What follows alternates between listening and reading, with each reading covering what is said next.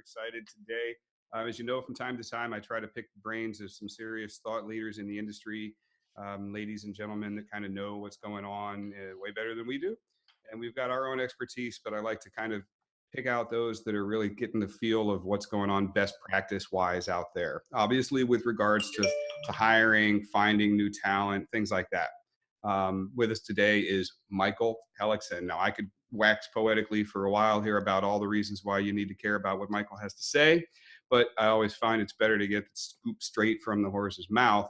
So before I do that, we're going to talk today about why it's important to always be hiring. That's the whole topic. We're going to start at 30,000 feet and end up way down at the bottom and get into a bunch of details. But before we do that, Michael, for those that don't know who you are, maybe just give us, as long as you want, a background on what you're doing and why we should care about always be hiring.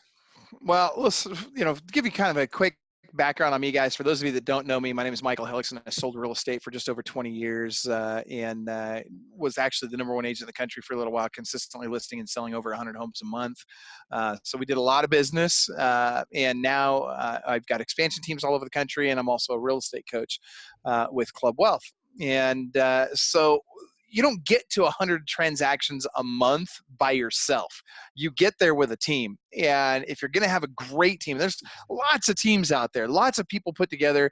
I would say good teams. There's lots of bad ones out there too, but there's a lot of good teams out there. But if you want to create a truly world-class team, I'm talking about the kind of team where everybody feels like family, where everybody's having a good time. They show up, they're excited to come to work because they love the people they work with. They love the culture in the office.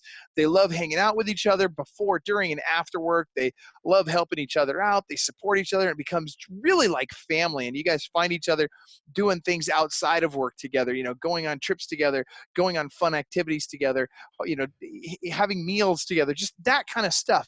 If you really want to accomplish that and produce at a ridiculous level, you have to master one thing. And that the one thing is you have to master recruiting. When you start selling real estate, you start off, you're in the lead generation business. And your whole goal is, how do I get leads coming in? How do I create more business? Once you get good at creating business, then you migrate into the lead follow-up business. Now you got to get really good at follow-up. And you've got to constantly be lead generating, and then you've got to constantly be following up with your leads. Then you've got to constantly be converting those leads into transactions. Well, this all sounds really simple, and it kind of is, but what's really important is you create habits that do these things. So once you've done all of that, then you start to find very quickly that, oh my gosh, I have more business than I can personally possibly handle by myself. So what do I need to do? I need to build a team.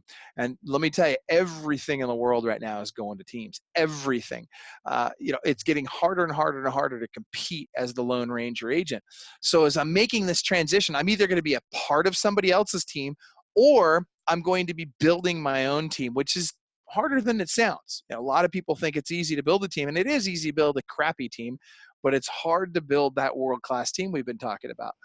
And so now, as I transition from lead generation, lead follow-up, lead conversion into team building, I have to get really, really aggressive with recruiting, and I have to treat recruiting just like I used to treat lead generation. So there's kind of a long-winded answer to your question, Jay, but I got to tell you, in today's economy, in today's real estate world, I would say that for every team leader out there, the single most important skill they can hone is how to recruit the right people to your team. And then, of course, how do I lead this team properly? How do we retain these people on my team long term? No, I think it's a great answer. I told you, I want you guys to just riff on what you're thinking here, because we've got an hour and we got a whole lot to actually pack into it. That's the topic today. There's this philosophical break that we see two people really come into in classes, and it's class A or class B. And they're either like, look, I need to hire somebody, and they think of it as a transaction. They're like, I need to find an expert X, buyer's agent, realtor in general, administrative assistant, ISA, TC, you name it. I'm looking for one, and it's a transaction. You want to go to a store, look through the folders, decide this is the catalog number you want, and you buy it and you go home. That doesn't work really so much anymore. I mean, we find that the smaller teams coming in think, well, that's all I need. I just need to add one person. I don't want to become a super mega team all of a sudden overnight. I want to get there slowly. Even those that are thinking I'm just ready for one for the next 6 months fail to appreciate that it's not like Craigslist. You can't just go up and say, I'm looking to sell an old beer fridge in the garage, or buy an old beer fridge in the garage, which Craigslist, I think personally, is a horrible place to look for great talent. That was an old mentality that people had too, including the way they advertised on it. But you can't. What Michael's talking about, and the reason I invited him on, because he does a really, really excellent job at it, is it's a shift to thinking about you would never do that transactional approach to finding somebody that wants to sell a house or buy a house. That's the exact same. You don't have to think this way because you want to have a 100-person team. If you want to have a 2-person or a 3-person team, you still need to be thinking about it as always be hiring. The ramp up time, talk a little bit, Michael, about, let's just say, if starting today, you made contact with an individual. I think when we talk about this, when you and I last spoke, like dripping on sellers and buyers, how long before you find that awesome talent before you actually first maybe even got in front of them on their radar screen? Well, that could take a long time. I mean, think about this.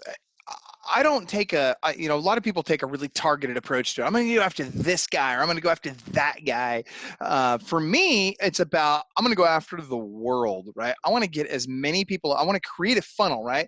Just like I create for my marketing funnel for my real estate office, I want to have a funnel that brings as many people into the top end of my funnel as possible and funnels them down into the people that are actually going to be a part of my team. So that's easier said than done.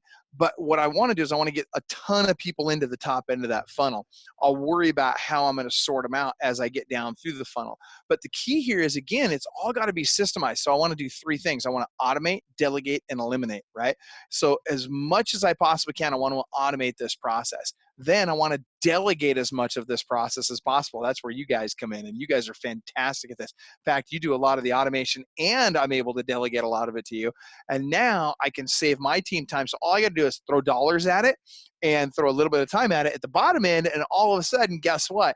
I've got recruits for my teams all over the country, and I can literally turn on a market like this. And when I say like this, I mean, as long as Brian gets you guys to, I'm totally joking, Brian. I know they're waiting on you for something, so I'm just giving you a hard time, bro. But Oh, Brian. I know. Seriously, I wonder if he's watching this right now. I have a feeling. Oh, look at that. Sunit's watching right now. So Sunit, this one's for you, buddy.